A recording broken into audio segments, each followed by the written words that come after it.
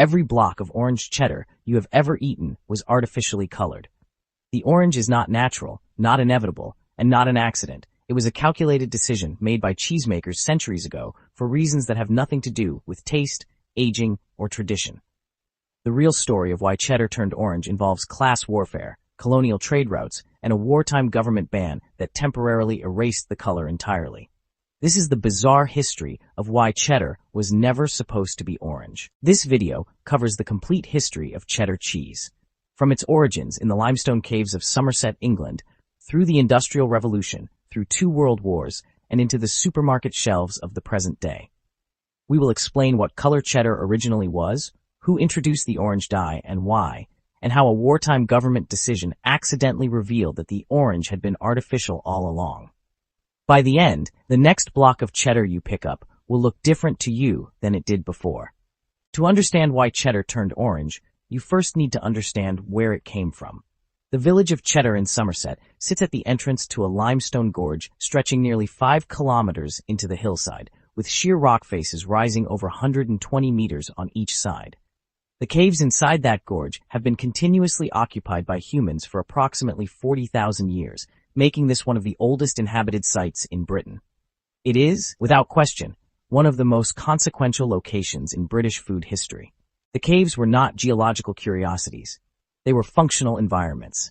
Cool, humid, and remarkably consistent in temperature throughout the year, holding between 7 and 11 degrees Celsius regardless of the season outside, they offered conditions that dairy farmers of medieval Somerset recognized immediately. Aging cheese requires stable humidity and temperature to develop the correct texture and depth of flavor, and the cheddar caves delivered both naturally, without refrigeration or engineered cellars. The farmers carried their pressed curds into the gorge and allowed time and stone to do the rest. The earliest known written record of cheddar cheese as a recognized product appears in the household purchase accounts of King Henry II of England in 1170 AD. The document shows a purchase of 10,240 pounds of cheddar at a price of a farthing per pound, made for the royal household. The scale of that order makes clear that cheddar was already a well-established and widely recognized product by the 12th century, not an experimental purchase, but a routine one. Its reputation had already reached the crown, and the crown was buying it in substantial volume. Here is the detail that changes everything. Original cheddar was not orange. The color ranged from near white in winter months to a soft, buttery pale yellow in summer, and that variation was entirely natural, coming directly from the cows. Grass-fed dairy cattle produce milk with elevated concentrations of beta-carotene during summer months when they graze on fresh pasture, and that beta-carotene passes through into the milk, giving it a slightly warmer tone that carries forward into the finished cheese. When that milk was converted into cheese, the beta-carotene remained in the curds and gave finished summer cheeses a faint warm color. Winter cheeses, made from the milk of cattle eating dried hay rather than living grass, were noticeably paler. Cheesemakers and consumers in pre-industrial Somerset understood this variation. It was expected, unremarkable, and entirely seasonal. Color was not a standard, not a quality signal, and not a marketing tool. It was a natural consequence of the time of year and the condition of the pasture.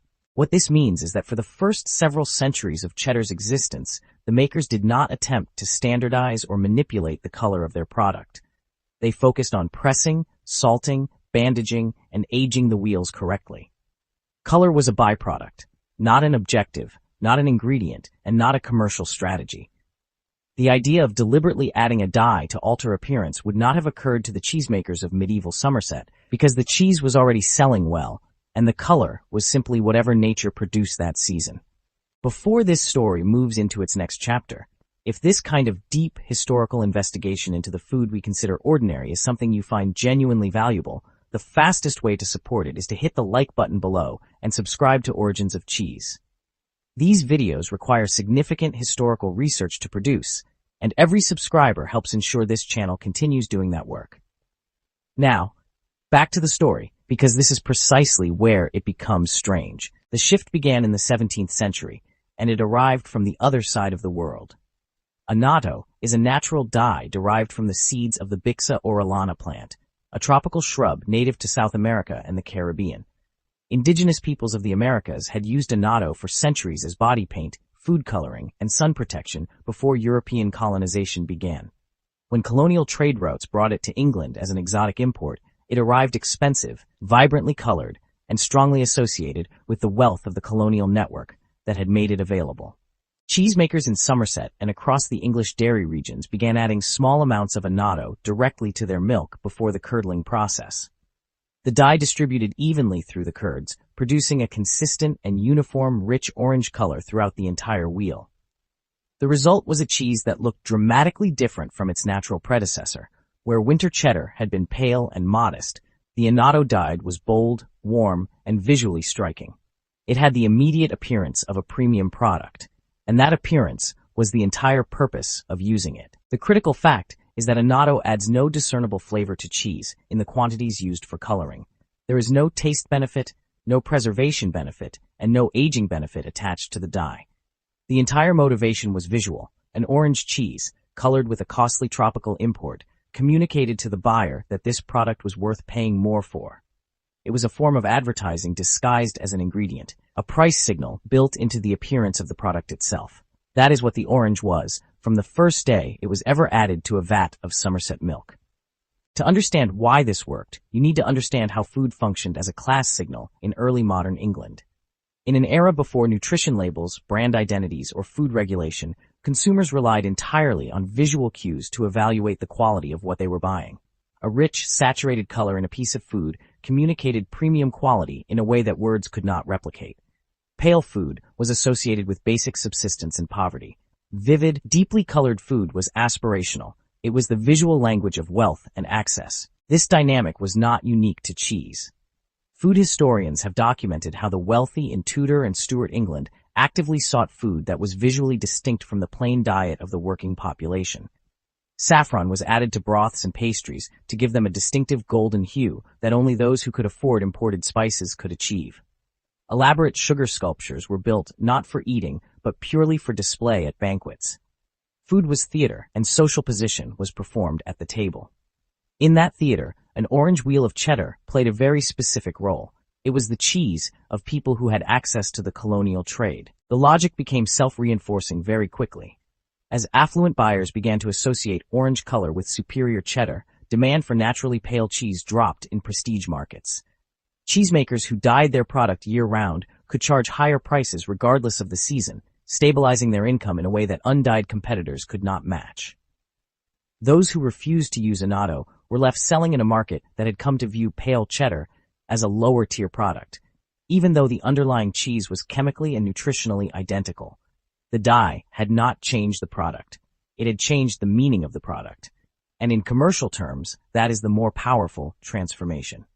By the 18th century, British settlers arriving in North America brought their cheese-making traditions with them, including the routine use of annatto.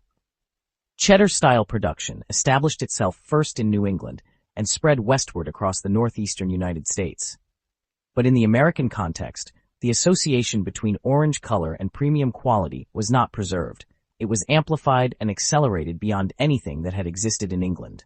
American consumers, operating in a newer and more commercially driven food market, had no historical memory of pale cheddar whatsoever. To them, orange was simply what cheese looked like. American dairy producers in the 19th century began industrializing cheese production on a scale that had never existed in Britain. The factory system moved cheddar production away from individual farms and into centralized facilities that operated on strict standardization principles. Orange became the industrial default. It was printed on labels, depicted in newspaper advertisements, and sold in grocery stores from Maine to California. Within a few generations, the historical memory of pale cheddar had been erased so completely from mainstream American consumer culture that its existence was not even considered. By the late 19th century, American cheesemakers were producing vast volumes of orange cheddar that bore little resemblance to the original Somerset product beyond the name. The caves were gone, the traditional long aging was largely gone, and the seasonal color variation was gone. What remained was a processed product, colored with annatto, sold under a name that had once described something very different. Cheddar had crossed an ocean, entered an industrial system, and been transformed into something its original makers would not have recognized, while retaining the one element that had never been part of the authentic recipe. The single most decisive moment in cheddar's color history came not from a cheesemaker or a dairy company. It came from the British government. When the Second World War began in September 1939, the Ministry of Food took direct control over British cheese production as part of the National Rationing Program. Individual producers lost the authority to make their own distinctive regional varieties, and everything was standardized into a single approved product. The government needed uniformity, efficiency, and the removal of any supply chain dependency that could be disrupted by wartime conditions. The product that emerged from this wartime intervention was called government cheddar, and it was deliberately pale.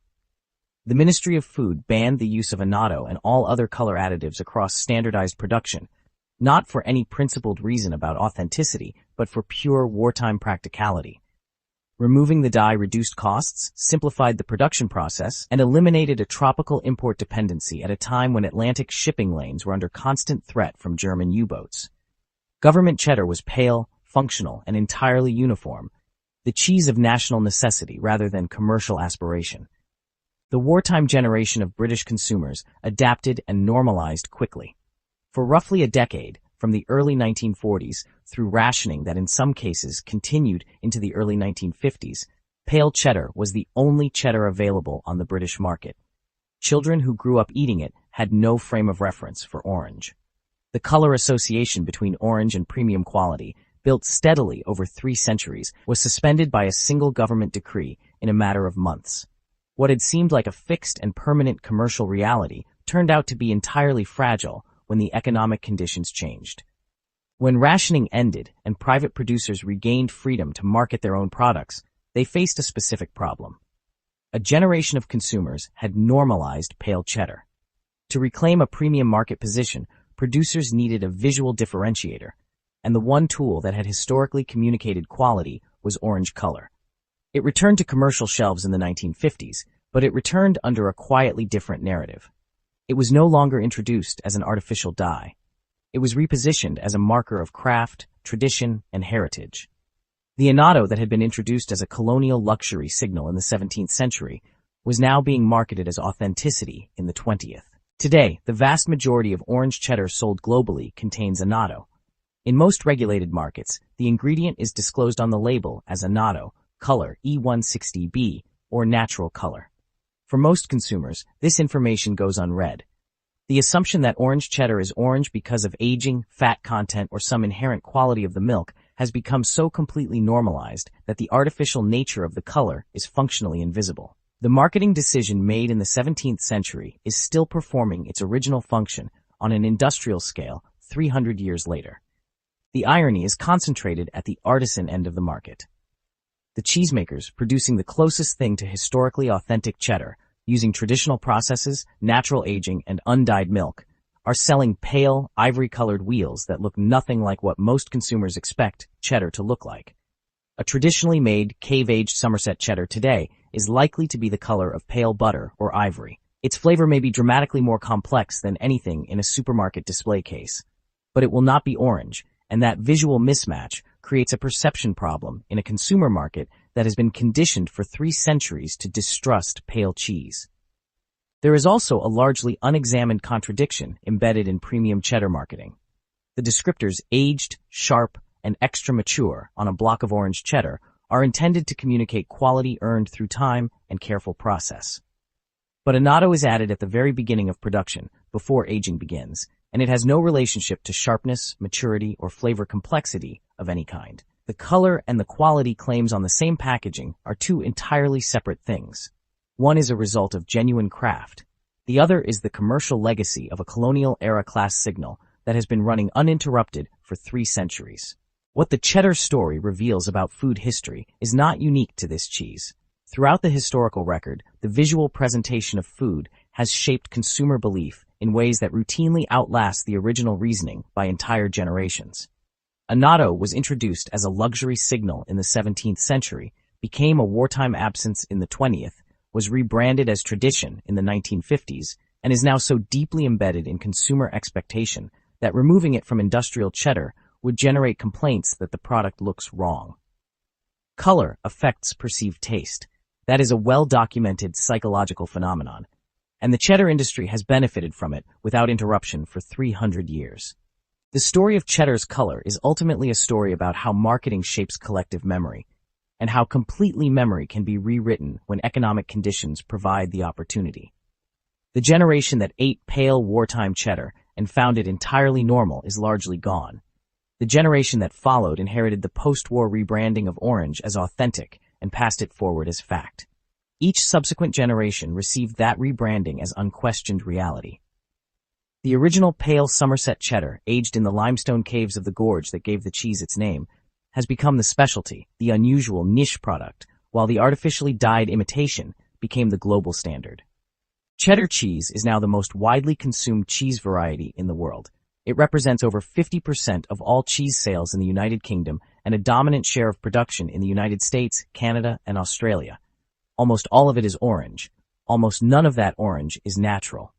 The most copied, most consumed, and most culturally pervasive cheese on the planet is, at its visual core, a product built on a colonial-era class signal, industrialized by American factories, temporarily interrupted by a wartime government, and then repackaged as tradition.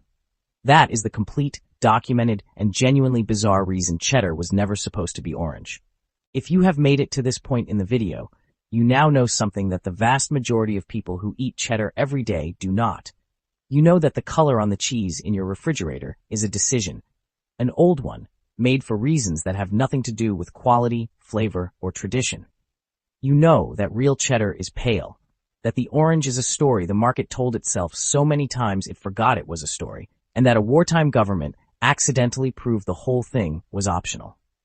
The next time you pick up a block of cheddar, the label will not tell you any of this. If this kind of investigation into the hidden history behind the food we consider ordinary is what you come to this channel for, subscribe to Origins of Cheese. There is a great deal more history left to uncover. If this video gave you something genuinely surprising, the like button is the fastest way to tell the algorithm that this kind of rigorous historical work deserves a wider audience. And if you have a question, a correction, or something you want to add to this history, leave it in the comments below.